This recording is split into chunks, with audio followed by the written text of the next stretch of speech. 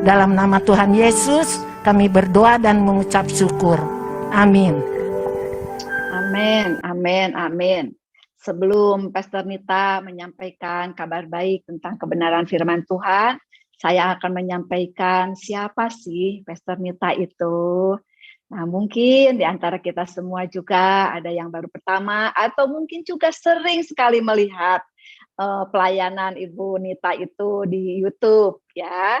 Sekali lagi saya sampaikan selamat sore, selamat bergabung, Shalom Pastor Nita.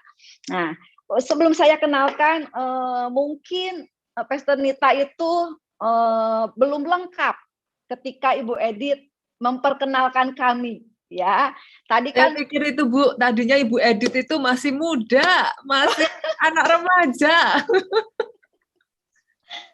Setelah ketemu kaget, ternyata memang awet muda sekali.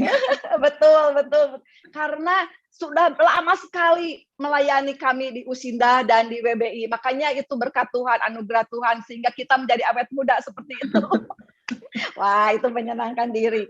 Ya, Ibu Edith itu wakil dari kami, Pastor Nita, wakil dari WBI. Jadi selalu mendampingi kami sehingga pelayanan kami selalu banyak sekali perkembangannya, diberkati Tuhan lah dengan pelayanan Ibu Edith. Ya, nah Bapak Ibu semua, sebelum Pastor Nita itu menyampaikan kebenaran firman Tuhan, saya akan perkenalkan dulu pelayanan atau keluarga dari Pastor Nita itu ya. Pastor Nita itu adalah seorang istri dari 3 putri anak, putri yang cantik-cantik dan seorang istri yang disayangi oleh seorang bapak dari Pendeta Jonathan Setiawan ya, yang menggembalakan gereja di Jakarta, Keluarga Allah seperti itu. Dan Ibu Nita ini adalah menantu dari dari Bapak Obaja yang menggembalakan juga di gereja Keluarga Allah di Solo. Seperti itu ya Ibu Nita ya? Betul, betul. Ya, jadi Ibu Nita juga banyak sekali pelayanan yang ada di YouTube yang banyak memberkati melalui firman-firman Tuhannya yang kata orang pedes-pedes katanya seperti itu Ibu Nita. Tetapi pedes-pedes juga mengenakan gitu untuk kita bersama-sama bertumbuh seperti itu. Nah, oleh sebab itu sore ini juga kita akan sama-sama berdiam diri seperti Maria, duduk di bawah kaki Tuhan, mendengarkan apa yang Tuhan ingin sampaikan kepada kita semua melalui Ibu Nita ini. Ya, kita persiapan hati kita akan persiapan pikiran kita akan persiapan telinga kita supaya kita bisa mendengar dengan baik. Dan jangan hanya mendengar saja. Kita sama-sama melakukan firman Tuhan itu dengan setia. Mungkin itu perkenalannya dari seorang Ibu Nita yang diberkati Tuhan lewat pelayanan, baik itu penggembalaan ataupun penyampaian firman Tuhan. Persilakan Ibu Nita untuk memberkati kita lewat firman Tuhan. Tuhan Yesus memberkati. Shalom, shalom.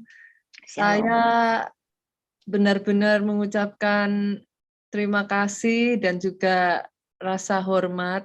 Hari ini saya bisa berjumpa dengan Gembala Senior di GBI Tasikmalaya. Saya salut, bahkan saya sangat selalu diberkati ketika saya melihat hamba Tuhan yang terus melayani bahkan di usianya yang sudah sama seperti Om Julius dan juga Tante Yulia. Adalah satu kehormatan saya bisa ada di satu layar seperti ini, bisa jumpa sekalipun belum secara langsung. Sampaikan salam hormat saya juga untuk Pak Rubin Adi, untuk istri. Saya bersukacita ada di tengah-tengah ya Om, terima kasih sekali lagi. Saya juga ini saudaraku pertama kali diberikan kabar, saya dikabari kalau akan melayani di ibadah wanita. Lalu kemudian saya juga dikabari bersamaan dengan ibadah wanita itu usindah, saudaraku. Nah, pertamanya saya bingung, usindah itu apa ya? Gitu. Ternyata belakangan saya baru tahu itu adalah usia indah, gitu, saudaraku. Jadi senang sekali saya bisa bergabung, mengingat di sini juga saya melihat cukup banyak ya yang kaum wanita gitu, saudaraku. Jadi saya berharap apa yang saya sampaikan ini, sekalipun di sini ada kaum wanita, tapi juga ada kaum pria, bisa tetap menjadi berkat. Hari ini saya akan menyampaikan satu pesan firman Tuhan, Bapak Ibu, yang saya beri judul, Woman, you are created for a purpose. Saudara diciptakan untuk satu tujuan. Nah, tapi sebelum saya masuk di dalam firman Tuhan ini, izinkan saya, saudara, untuk juga menyampaikan selamat Natal buat Bapak Ibu yang ada di sini. Early Christmas ya, kita merayakan lebih awal, tetapi juga bukan satu kebetulan Bu Deborah, di tanggal 22 besok itu adalah Hari Ibu yang dirayakan di Indonesia. Jadi buat ibu-ibu yang ada di grup ini, saya juga ingin mengucapkan selamat Hari Ibu. Amin. Apa yang ingin saya sampaikan Bapak Ibu, ketika saya mempersiapkan apa yang ingin saya bagikan buat setiap saudara di dalam BPI maupun di Usindah ini, saya tuh diingatkan akan satu hal ya, tentang kalau kita mengatakan created for a purpose. Kadang tuh kita nggak terlalu memikirkan ya. Kita tahu oh bahwa wanita itu diciptakan untuk jadi penolong dan lain sebagainya. Tapi ketika saya mulai mempersiapkan ini, saudaraku, Tuhan itu membawa saya tuh jadi penasaran gitu. Sebenarnya seperti apa sih awal mulanya kaum wanita itu diciptakan, atau kalau saya boleh katakan lebih tepatnya itu dibentuk ya. Seperti apa sih pada mulanya gitu. Sebagian orang akan selalu mengatakan bahwa yang namanya wanita itu makhluk yang lemah. Sering ya dengar seperti itu ya Bapak Ibu ya. Wanita itu makhluk yang lemah. Sebagian orang mengatakan yang namanya kaum wanita itu nggak tahu apa-apa gitu kan. Yang lebih parahnya mungkin saudara pernah mendengar yang namanya kaum wanita itu nggak berguna kayak begitu. Nah sehingga saya penasaran gitu. Nah setelah saya gali, saya masuk pada satu awal mula origin, asal muasalnya pertama kali wanita diciptakan itu, saudara. Saya ajak sedikit yuk kita baca di dalam Kejadian pasalnya yang kedua, ayatnya yang ke-18. Terima kasih untuk Ibu Novia yang sudah menemani saya membantu untuk memunculkan. Apakah juga ada ayatnya Ibu Novia? Kalau misalkan bisa dimunculkan, tapi kalau tidak saya akan bacakan. Tuhan Allah berfirman, tidak baik kalau manusia itu seorang diri saja. Aku akan menjadikan penolong baginya, garis bawah kata penolong ya saudaraku, yang sepadan dengan dia. Kita langsung lompat ke ayat yang ke-21. Lalu Tuhan Allah membuat manusia itu tidur nyenyak. Ketika ia tidur, Tuhan Allah mengambil salah satu rusuk, garis bawah kata rusuk saudaraku daripadanya. Lalu menutup tempat itu dengan daging. Dari rusuk itu yang diambil Tuhan Allah dari manusia itu dibangunnyalah seorang perempuan. Lalu dibawanya kepada manusia itu, 23, lalu berkatalah manusia itu, inilah dia, tulang dari tulangku dan daging dari dagingku.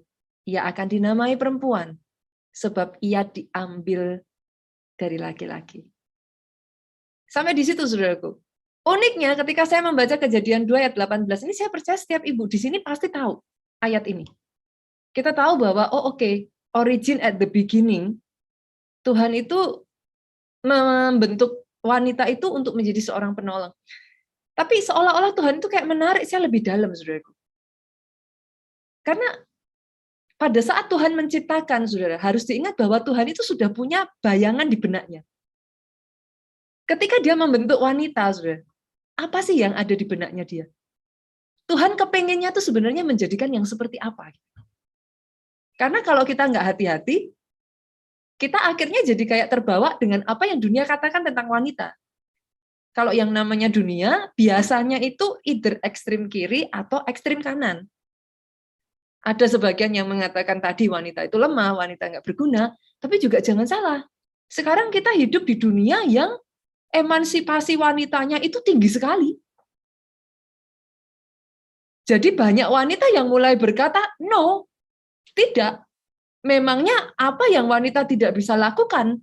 yang bisa dilakukan oleh pria.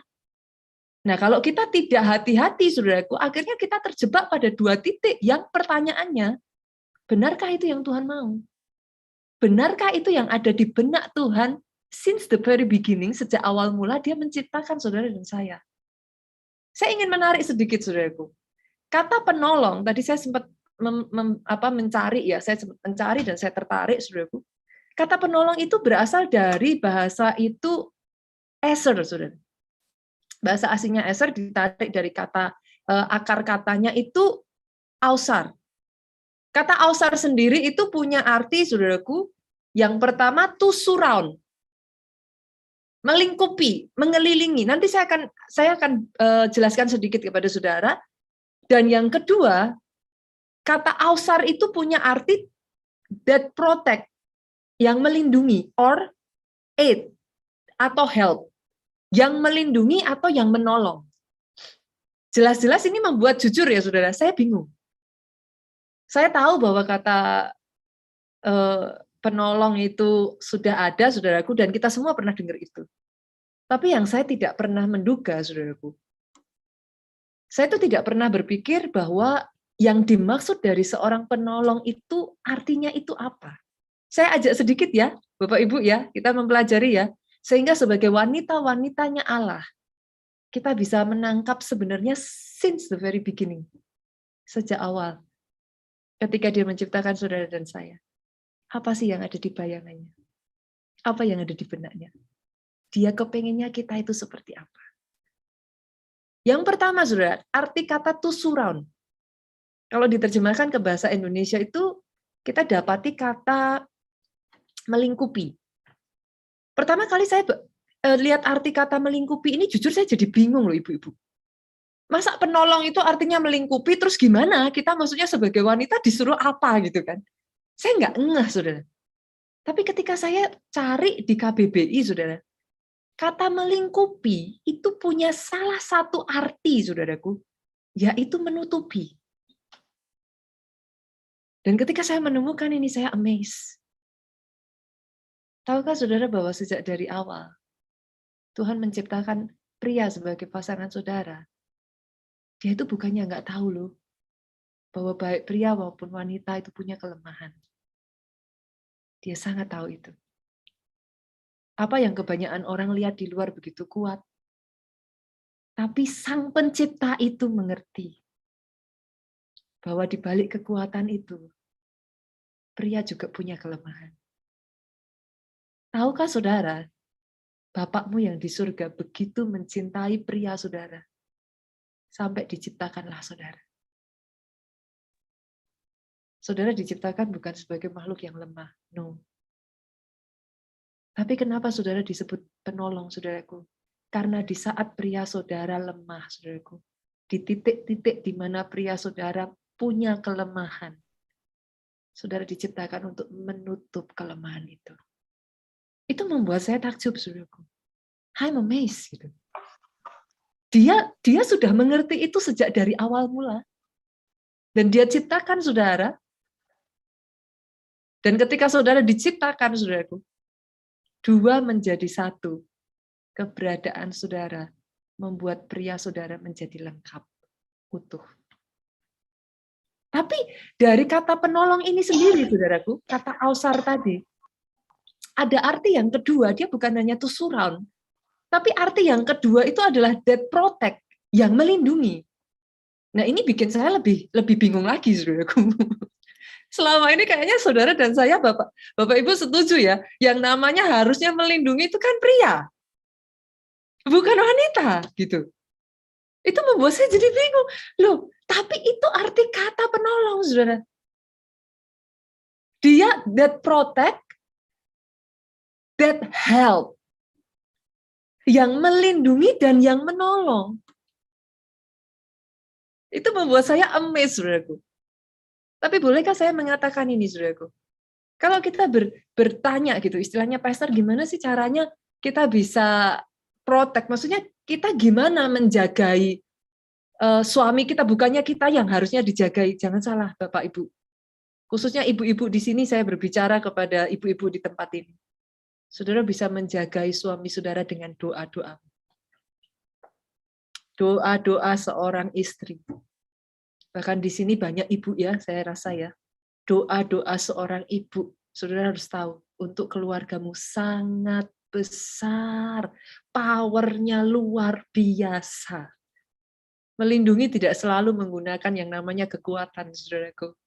Tapi saya percaya wanita-wanita WBI di GBI Tasikmalaya ini, saudaraku, adalah wanita-wanita yang melindungi keluarganya, melindungi pasangannya di dalam doa-doanya.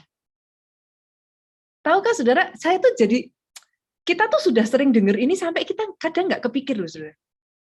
Pernah penasaran nggak, kenapa kok wanita itu diambil dari tulang rusuk pria, saudara?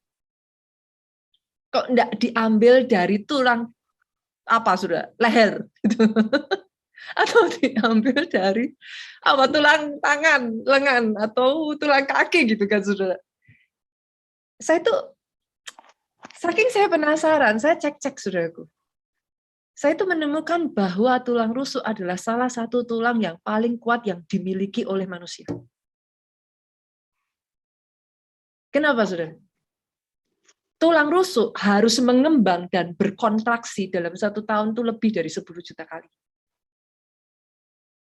Dan bukan satu kebetulan, saudaraku. Pada saat Tuhan meng-create, saya tidak mengatakan, apa ya, saudara? Tuhan membentuk, saudara. Kenapa dia ambil tulang rusuk? Karena salah satu fungsi tulang rusuk, saudara boleh search di Google, saudara. Tulang rusuk ini punya salah satu fungsi yang amazing sekali. Dia melindungi organ-organ vital manusia. Ibu-ibu, para istri di tempat ini, izinkan saya mengatakan ini. Keberadaanmu sangat amat melindungi titik-titik vital dari keluargamu dan khususnya suamimu. Kita sebagai istri, kita paling tahu ya, saudara. Titiknya suami itu di mana? Itu sebabnya kalau istri sudah, apalagi saudaraku, kalau istri sama suami bertengkar dua-duanya sama-sama pengkhotbah, nah itu seru sekali, saudaraku. Orangnya firman Tuhan gitu, saudara. Tapi kenapa diambil dari tulang rusuk? Bukan tulang leher. Kenapa bukan tulang kaki? Kenapa bukan tulang lengan?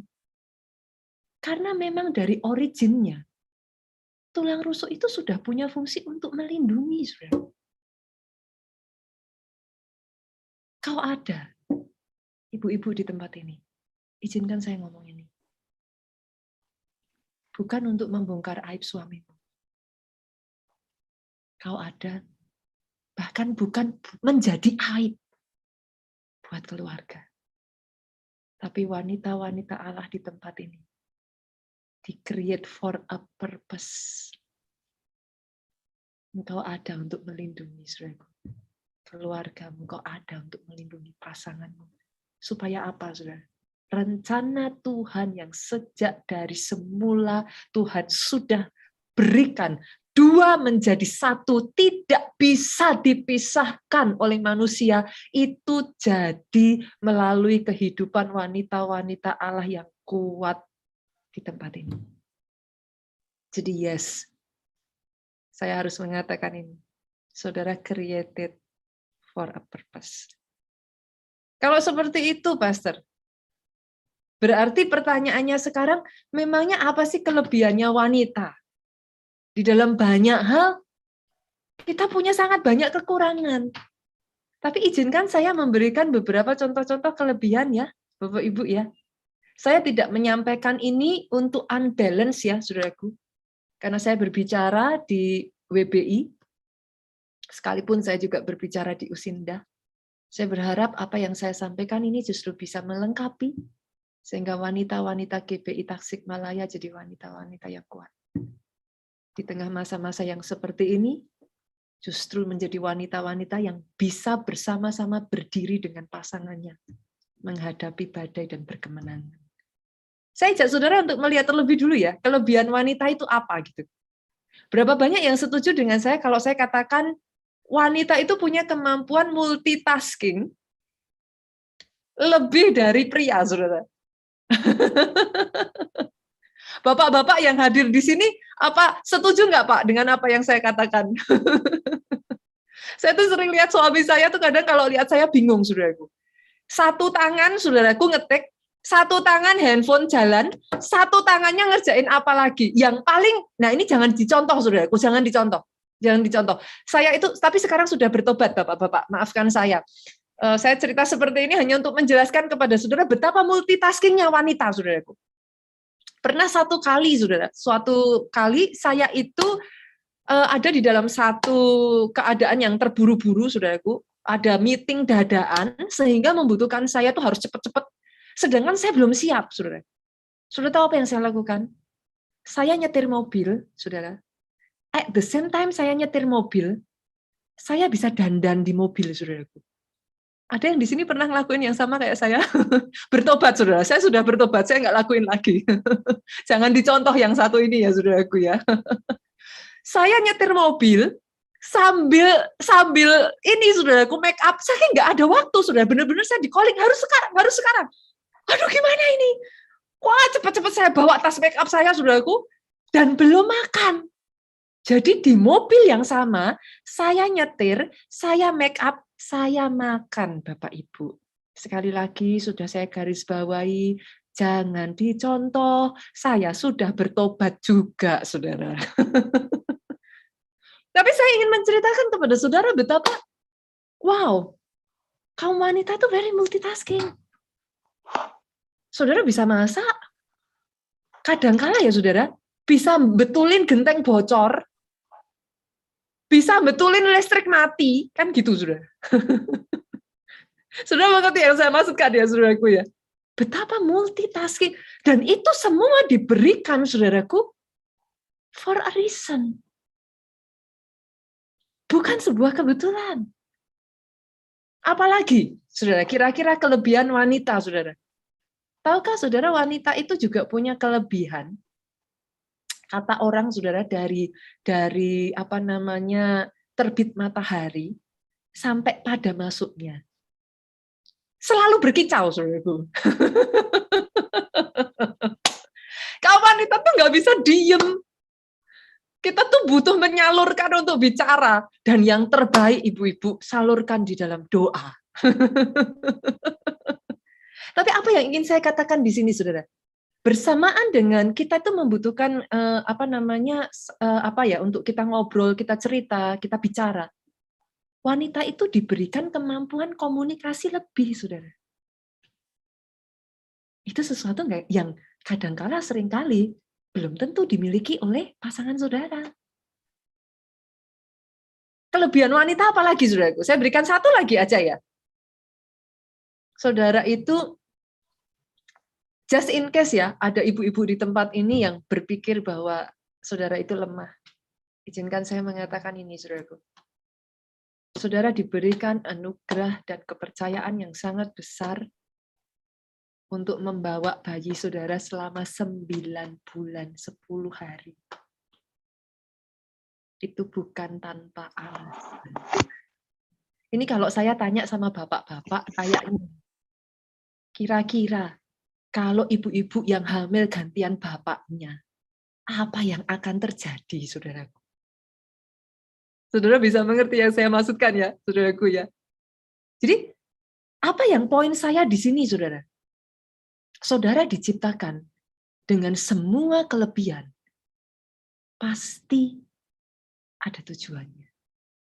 Created for a purpose.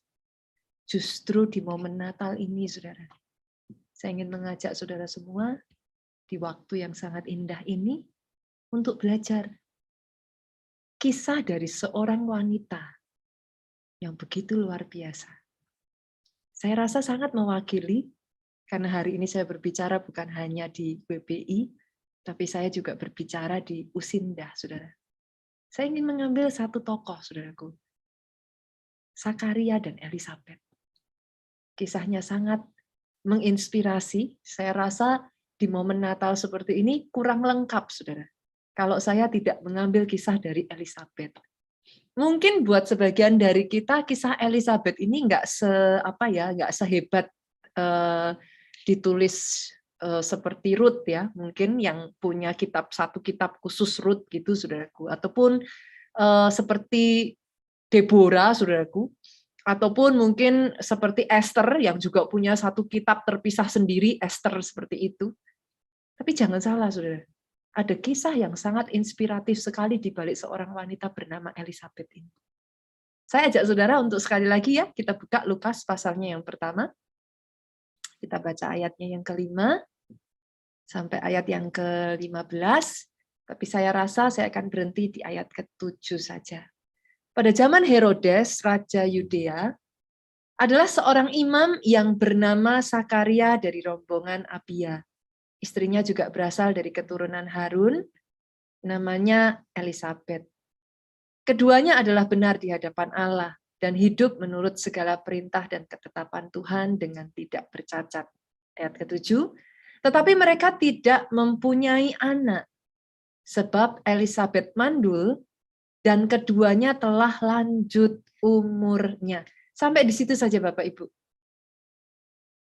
Ada waktu-waktu di mana Elizabeth dan Sakaria ini, saudaraku, dia mengalami masa-masa yang tidak mudah. Tapi kenapa saya mengambil kisah Sakaria dan Elizabeth? Karena di akhir dari kisah itu mereka berkemenangan, bahkan mereka dipakai untuk melahirkan seorang anak yang membukakan jalan, mempersiapkan jalan bagi Sang Juru Selamat lahir di dunia. Momen Natal ini saya berdoa setiap WBI, wanita-wanita GBI yang kuat di tempat ini, dan juga setiap usia indah yang ada di tempat ini dipakai Tuhan. Ada rencana Tuhan untuk membukakan jalan Sang Juru Selamat itu boleh lahir di dalam hati sangat banyak orang yang ada di sekitar saudara. Kuncinya apa, saudaraku? Kita akan belajar 2 hal saja, karena waktu saya terbatas. 2 hal saja, saudaraku. Kuncinya apa yang membuat Elizabeth dan Sakaria ini sampai bisa dipakai Tuhan? Satu purpose dalam kehidupan mereka itu tergenapi. Yang pertama, saudaraku, mereka punya kesediaan hati. Mereka mau. Mereka willing. Tadi di ayat yang ke-5 dan ayat yang ke-6 ya, saudara. Kalau saudara kita bacakan lagi, saudaraku. Pada zaman Herodes, Raja Yudea, adalah seorang imam bernama Sakaria dari rombongan Abia. Istrinya berasal dari keturunan Harun, namanya Elizabeth. Mereka berdua ini adalah keluarga imam, saudara. Kalau zaman sekarang ini, mereka ini keluarga hamba Tuhan, saudara. Keduanya adalah benar di hadapan Allah, bukan hanya suaminya saja, no. Bukan hanya Sakarianya saja, no. Tapi Elizabeth-nya juga.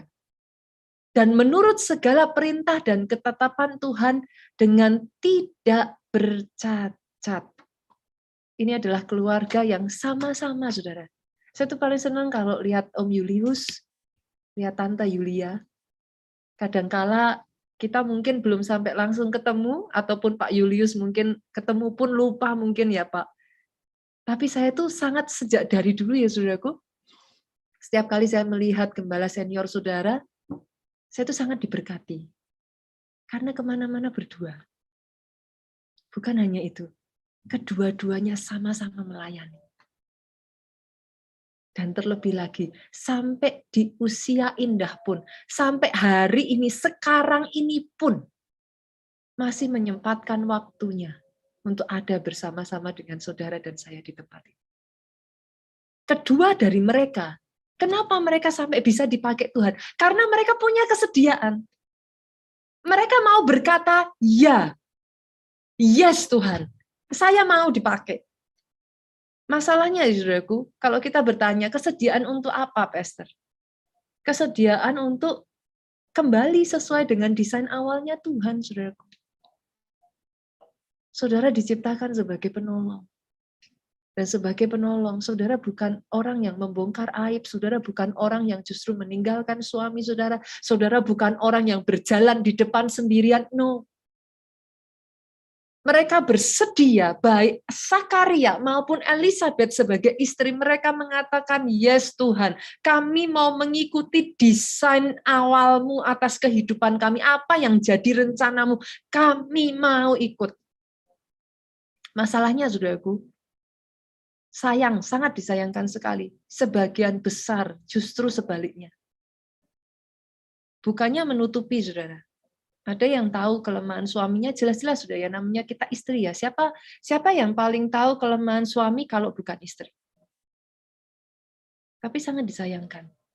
Berapa banyak istri yang tahu kelemahan suaminya bukan ditutupi, bukan dilengkapi, tapi justru dibicarakan kemana-mana. Saya tuh pernah satu kali khotbah saya bilang, banyak masalahnya banyak rumah tangga, saudaraku. Itu istri kalau ada masalah sukanya BBI, saudara. What is BBI, saudara? Ngomong sana, ngomong sini. Tapi justru do nothing for it. Saya melihat contoh-contoh hamba-hamba Tuhan yang dipakai Tuhan luar biasa. Kebanyakan istri-istri mereka, saudaraku. Yes, tahu, suami bukan nggak punya kelemahan.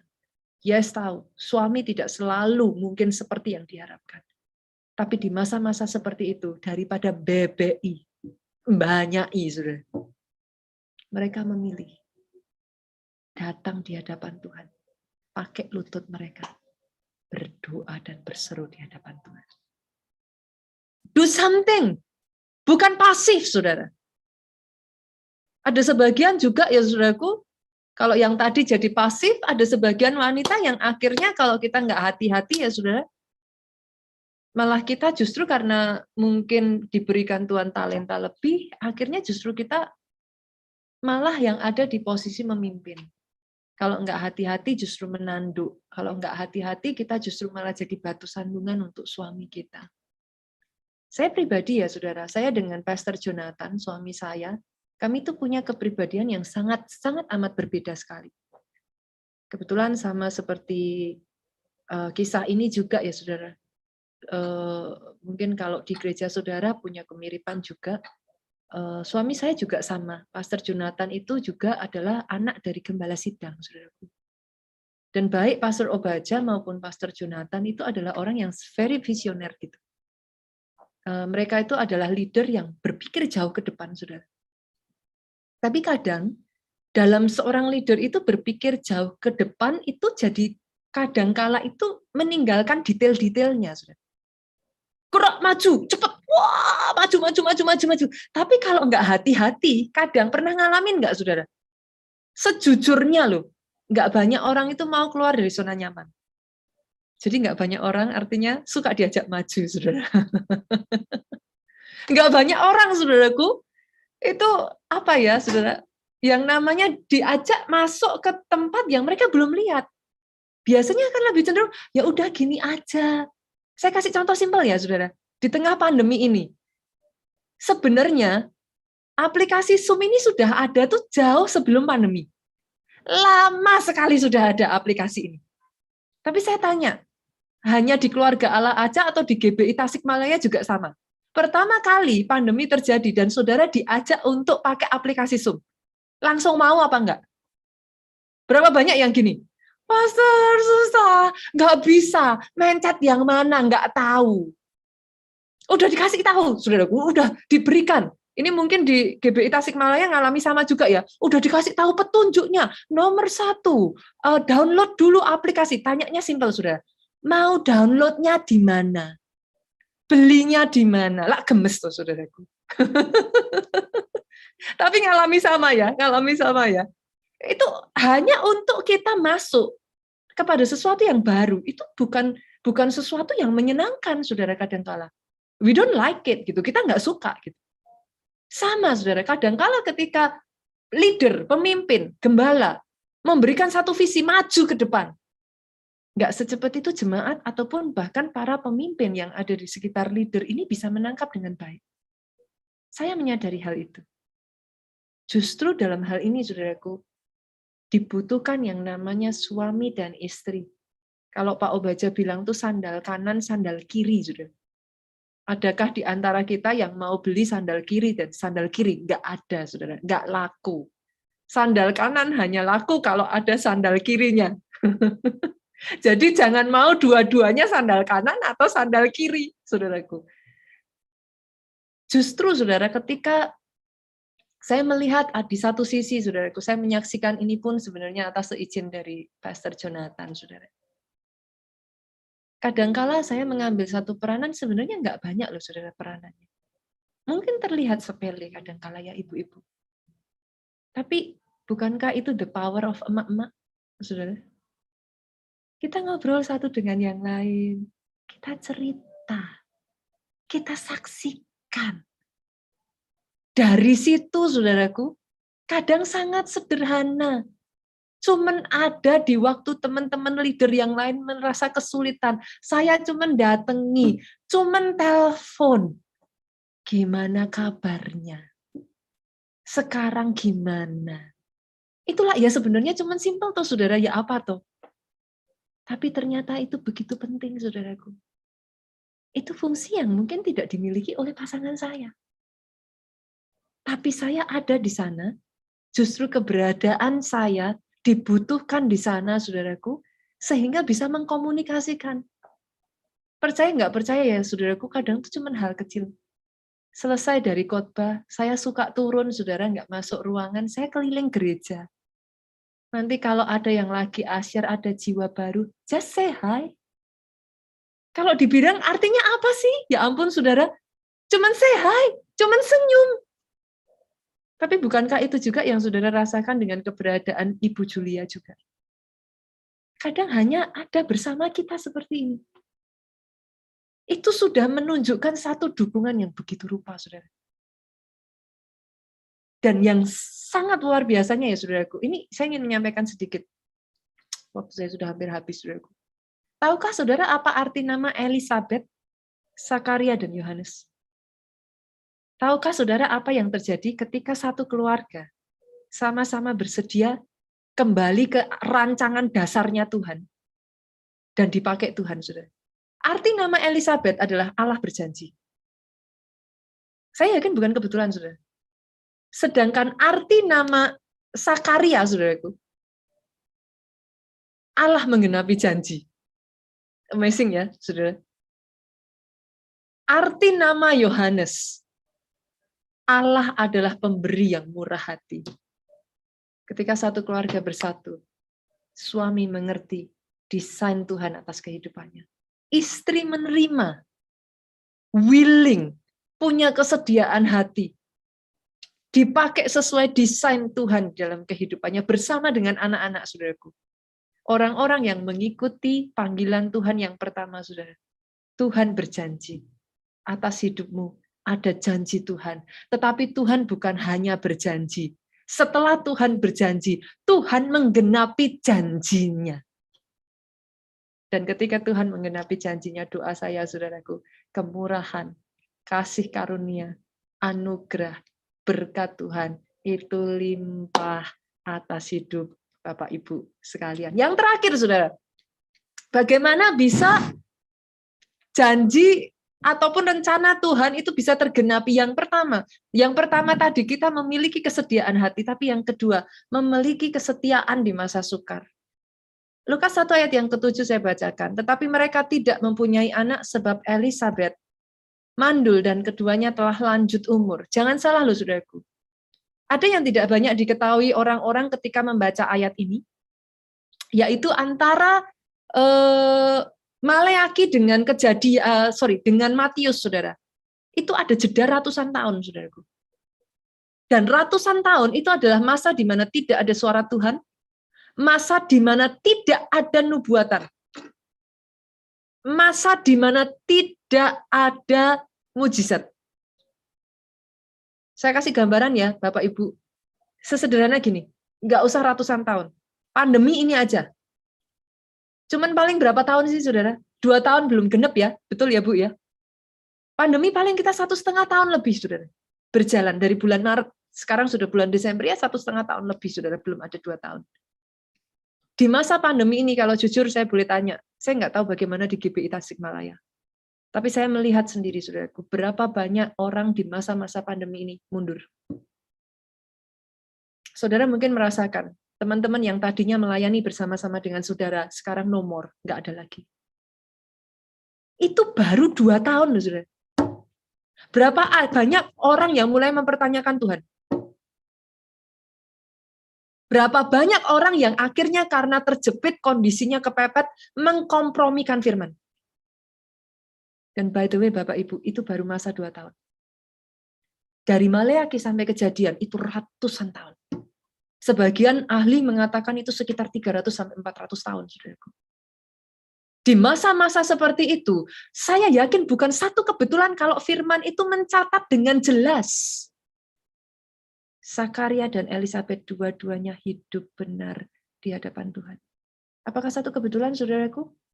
Zakaria tetap bisa mempertahankan imannya seperti itu? I don't think so. Karena Zakaria punya satu sosok wanita di sampingnya yang ketika mungkin di saat-saat itu Zakaria nggak pernah bertanya-tanya, Tuhan, aku sudah setia. Orang-orang di sekelilingku meninggalkan Tuhan. Yang lain nggak setia. Kami setia. Tapi kenapa sampai detik hari ini, ayat 7, saudaraku, Alkitab mencatat Zakaria dan Elisabet belum mempunyai anak. Apa nggak ada waktu-waktu di mana Zakaria sebagai seorang imam mempertanyakan, saudaraku? Saya yakin pernah, saudara. Adakah bapak-bapak di tempat ini yang ada waktu-waktu tertentu kau mempertanyakan? Pastor mau berapa lama lagi? Kadangkala sudah nggak kuat.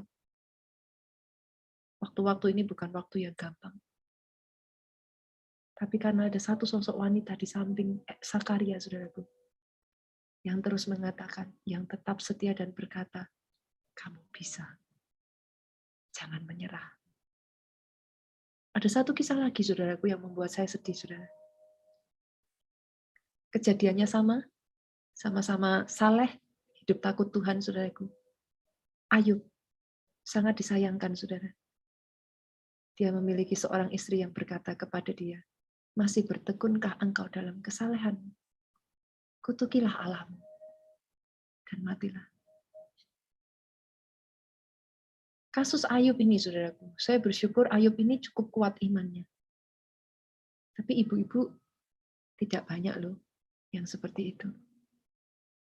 Boleh nggak di tengah waktu-waktu yang seperti ini, saya berdoa bersama-sama, berdirilah bersama dengan suami, tetap setia di dalam rencana Tuhan yang sudah Tuhan berikan atas kehidupan Bapak Ibu sekalian.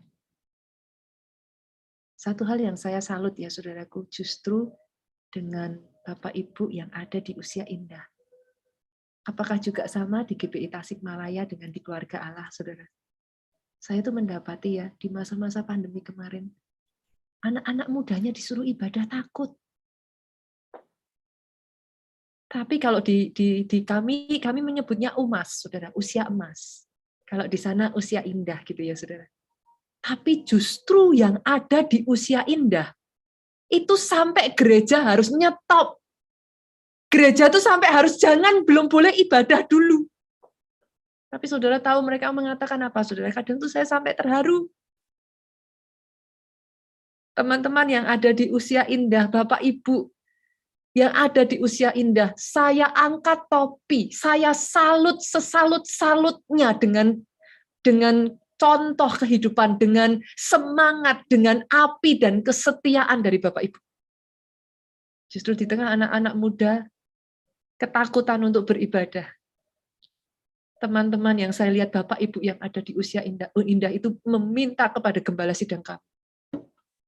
Pak Obaja, kami sehat, kami kuat, kami nggak bisa pakai Zoom, kami nggak tahu caranya pakai Zoom. Tapi kami mau beribadah sama Tuhan.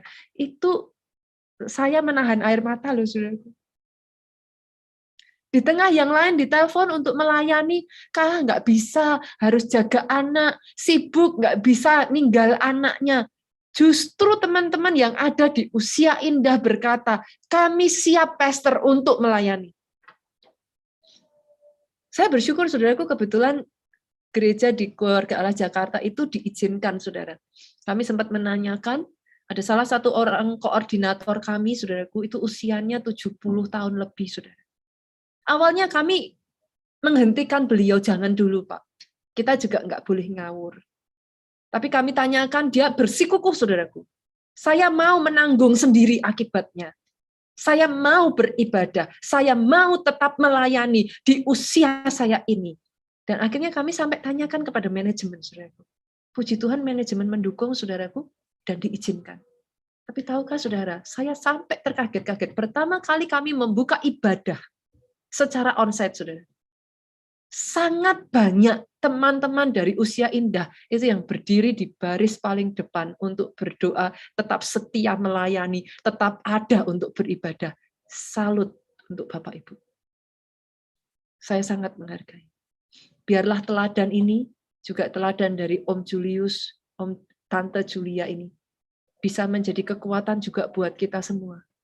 Di momen Natal ini, saudaraku, saya berdoa ini menjadi momen yang spesial, momen di mana benar-benar rencana Tuhan tergenapi, ada rencana yang besar, saya perkatakan saat ini atas setiap pribadi yang hadir pada Zoom saat ini, ada rencana Tuhan tidak bisa dihentikan oleh pandemi, rencana Tuhan tidak bisa dihentikan oleh masalah, dan saya berdoa ada orang-orang yang cukup setia, willing, rela, mau mengikuti desainnya Tuhan, rancangannya Tuhan untuk rencananya digenapi. Tuhan memberkati, semoga apa yang saya sampaikan ini bisa menjadi berkat buat Bapak Ibu sekalian. Selamat Natal Bapak Ibu, terima kasih. Saya serahkan kembali kepada Ibu Cucuy. Ya, terima kasih Bu Nita buat firman Tuhannya, kita terberkati banyak. Biar kita semua akan menjadi pelaku-pelaku firman sebagai wanita yang kuat dan tangguh. Sebelum dilanjutkan lagi, kita akan berdoa dulu untuk firman Tuhan ini dan nanti minta Ibu Luciana dengan hormat untuk bisa memimpin kami semua dalam doa. Kami persilakan Bu Lucy. Mari kita berdoa, Bapak Ibu. Kami bersyukur Tuhan.